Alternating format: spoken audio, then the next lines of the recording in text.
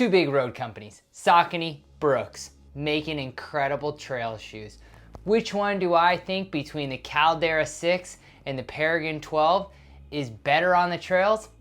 It really might come down to pretty much what type of trails you run. Both comfortable, both have high performance, but let's take a deep dive into which one of these two shoes I'll be reaching for more often on the trails. I put quite a bit of runs in both of these shoes. Brooks, a lot more on the open fire roads, a little bit less technical, whereas the Peregrine 12, I've taken this thing through its paces on technical terrain, wet jungle trails, and the open fire roads. So I've got a pretty good understanding of which one of these shoes I will be leaning for in these three categories. Now, when I think of a trail shoe, I'm not really thinking of a higher stack height trail shoe, but with the Caldera 6 coming in a high 30 stack height, you get a really different feel in this shoe than you do in most shoes. Whereas the Peregrine 12, it's under 30. And so you're dealing with a lot different of a ride compared to your Caldera 6. Second of all, you have a lot more forgiveness in this midsole because of the nitrogen infused midsole that Brooks has in this shoe. And you can really feel a difference. When I typically run in trail shoes, I'm not looking for that super soft midsole, but you really get that nice bounce, that nice ride through this entire high stack height of a Caldera. Now, both of these shoes in somewhat rocky terrains, they perform well. I mean, you have great grip, you have no feel of the rocks, but you have good comfort in both of them. But there are a couple things in this Caldera 6 that really stand out and make this a more comfortable ride. One, definitely the change in the midsole, the softness of the midsole, and the stack height in the midsole.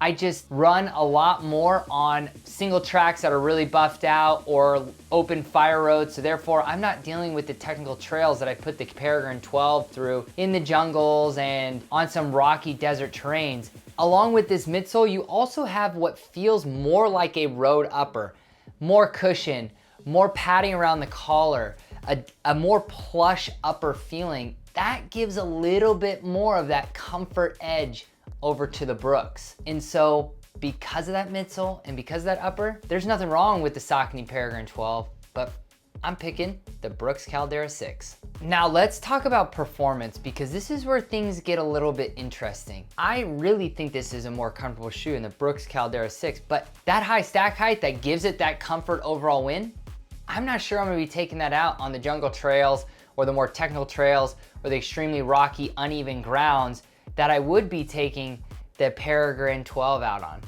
Secondly, not only can this handle a lot different trails and more types of terrains, but this shoe is under 10 ounces. And when you're picking up the Brooks Caldera 6, you're looking at nearly 11 ounces. And so when you really just pick both of these shoes up, you can feel the difference. This feels like a race shoe compared to what this feels like just a great trainer out on the easy trails. I did use this in a trail race and I absolutely loved this. So from a performance standpoint, I think you can get so many more types of trails in with the Peregrine 12. Therefore, I'm giving this the nod in the performance category compared to the Brooks. And last, value. I mean, at the end of the day, we have to pay for shoes. So at $130 versus $150, which one is a better value? This is really gonna lie in where you're running and what type of trails you're on. And if you're wanting one shoe that's gonna do everything, can be race shoe to training shoe, I'm gonna lean in the Peregrine 12. But I like racing in my Hoka Speed Goats. And so the Caldera 6, it's just a little bit better for me. Yeah, it's $20 more, but I'm gonna use this for my easier, longer trail days. So that $20 is actually worth the extra midsole.